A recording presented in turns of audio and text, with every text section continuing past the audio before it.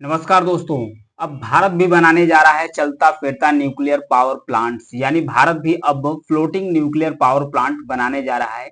इसकी घोषणा भारत की जो वित्त मंत्री है निर्मला सीतारमण 23 जुलाई को जो बजट पेश किया गया है उसमें ये ऐलान कर दिया गया है कि भारत भी अब बनाएगा और प्राइवेट कंपनी के साथ साझा करके बनाएगा। और इससे फायदा क्या होगा, भारत के समुद्र के तट के किनारे कोई भी भारत का शहर बसा है जो उसे आसानी से बिजली सप्लाई कर सकता है। पहाड़ी इलाकों में भी भारत आसानी से बिजली सप्लाई कर सकता है। रूस ने यह टेक्निक भारत को शेयर किया है, भारत को रूस से अपनी टेक्निक दिया है। आइए समझते हैं कि जो फ्लोटिंग न्यूक्लियर पावर प्लांट है, जिसे स्मॉल मॉडल रिएक्टर्स भी कहा जाता है, ये किस तरीके से काम करता है, ये कैसे बनता है, ये कितना बेनिफिट हो सकता है भारत को, और भारत क्या अपना जो टारगेट रखा है 2070 तक नेट जीरो का, उसे अचीव कर पाएगा कि नहीं कर पाएगा। तो आइए समझते हैं। 2020 की बात है, मई 2020 2020 की बात है। समुद्र के किनारे बसा रूस का एक शहर है, यहाँ पर देख सकते हैं, शहर को देख सकते हैं। समुद्र के तट के पास एक शहर बसा है। इस शहर का नाम है पेवेक। इस शहर का नाम है पेवेक। यह पहली बार समुद्र में तैरने वाला न्यूक्लियर पावर प्लांट यहाँ पर तैनात किया गया। यहाँ पर देख सकते हैं, पहली बार जो फ्लोटिंग न्यूक्लियर पावर प्लांट है इसे तैनात किया गया समुद्र में।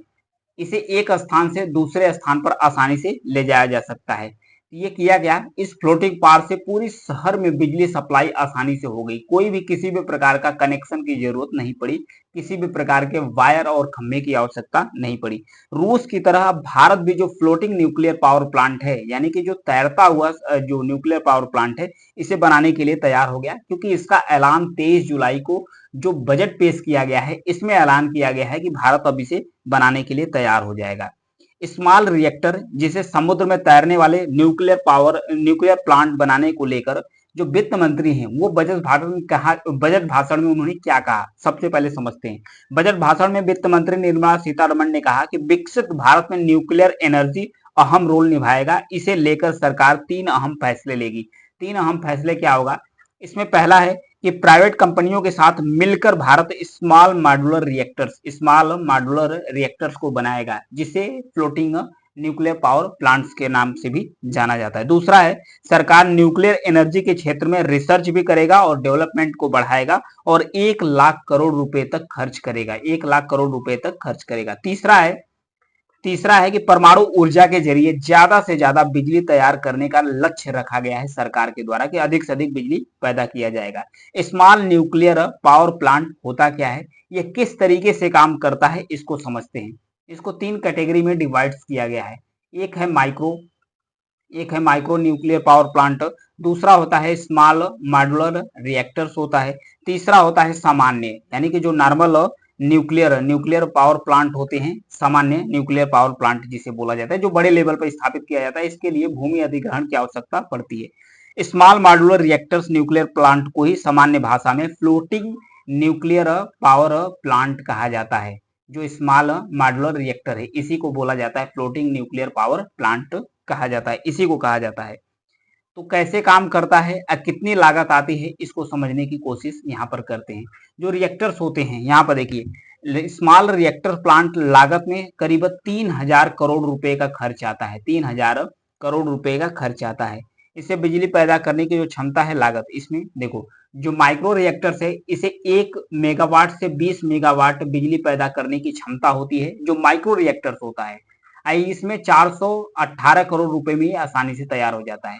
जो स्मॉल मॉड्यूलर रिएक्टर्स है इसमें 20 मेगावाट से 300 मेगावाट तक बिजली पैदा करने की क्षमता होती है, जो 3000 करोड़ रुपए में तैयार हो जाएगा। तो इसी की बात किया जा रहा है, स्मॉल मॉड्यूलर रिएक्टर्स यही भारत बनाने जा रहा है, जो जिसे फ्लोटिंग न्यूक्लियर पावर प्लांट्स के नाम से जाना जाता है। ये समुद्र में तैर सकता है आसानी से, किसी स्थान पर एक स्थान से दूसरे स्थान पर इसे आसानी से लगाया जा सकता है। जो सामान्य होता है 300 मेगावाट से 1000 मेगावाट तक बिजली पैदा करता है। इसकी लागत आती है 25,000 करोड़ रुपए, इसकी लागत आती है। दुनिया के कितने देश ऐसे हैं, ध्यान रखिएगा, दुनिया के कितने देश ऐसे हैं जिनके पास ऐसा न्यूक्लियर पावर प्लांट है जो समुद्र में तैरता है, दुनिया के सिर्फ 2 देश हैं। एक तो है रूस, दूसरा है चीन। दूसरा चीन। और किसी देश के पास ये टेक्नोलॉजी नहीं है कि जो फ्लोटिंग न्यूक्लियर पावर प्लांट को बना सके। हालांकि रूस ने भारत को ये टेक्निक दी है, अब भारत ने तो ऐलान कर दिया है, भारत अब इसे बनाने के लिए तैयार है। तो जो भारत न्यूक्लियर पावर प्लांट बनाएगा, जो रसिया के अंदर न्यूक्लियर पावर प्लांट काम करते हैं, वो उसकी थोड़ा खासियत के बारे में समझ लेते हैं। इसकी चौड़ाई 30 मीटर है, लंबाई इसकी 44.4 मीटर है। अगर इसकी ऊंचाई की बात किया जाए तो 10 मीटर की ऊंचाई है। कंपनी रोसाटॉम कंपनी है, कहाँ की, रूस की, जिसने रूस का जो न्यूक्लियर पावर प्लांट को बनाया है, जो फ्लोटिंग है। 3000 करोड़ रुपए इसकी लागत आई है। लॉन्चिंग 22 मई 2020, 22 मई 2020 को रूस के एक शहर में, जिसका पेवेक नाम है, वहां पर बिजली सप्लाई करने के लिए समुद्र के तट पर बसा था, वहां पर इसे लॉन्च किया गया था। अगर इसे वजन की बात किया जाए तो 21,500 टन इसका वजन है। इसमें 2 न्यूक्लियर रिएक्टर लगे हुए हैं। 300 मेगावाट तक की बिजली पैदा कर सकता है। 300 मेगावाट तक की आसानी से बिजली पैदा कर सकता है। 24 घंटे बिजली पैदा करने में सक्षम है। इस जहाज में 70 कर्मचारी लगे हुए हैं। ध्यान रखिएगा, जो ये शिप है, जहां पर, जिसमें न्यूक्लियर पावर प्लांट लगा हुआ है, जो बिजली पैदा करता है, इसमें लगभग 70 कर्मचारी काम करते हैं।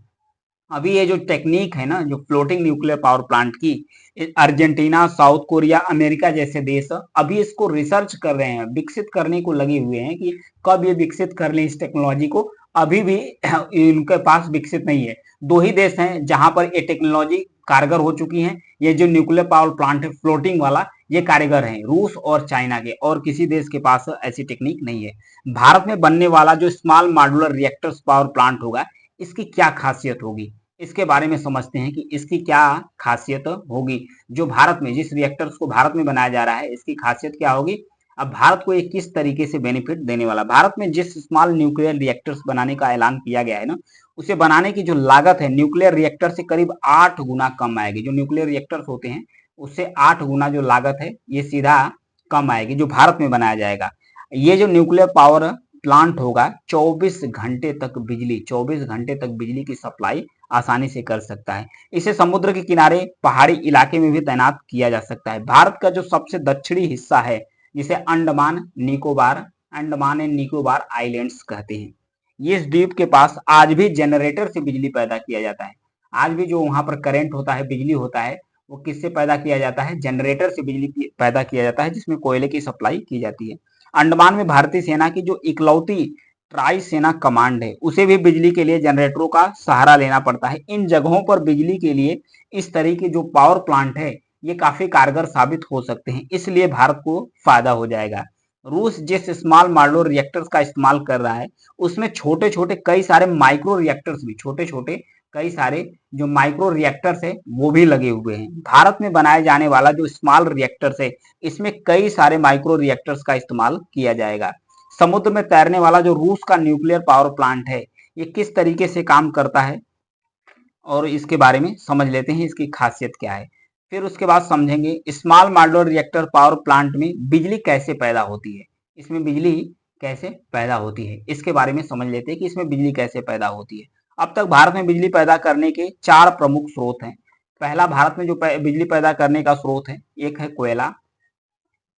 अब फिर दूसरा क्या है, दूसरा है पानी के बड़े बड़े डैम, पानी के बड़े बड़े जो डैम बनते हैं। तीसरा है सौर ऊर्जा, सोलर ऊर्जा।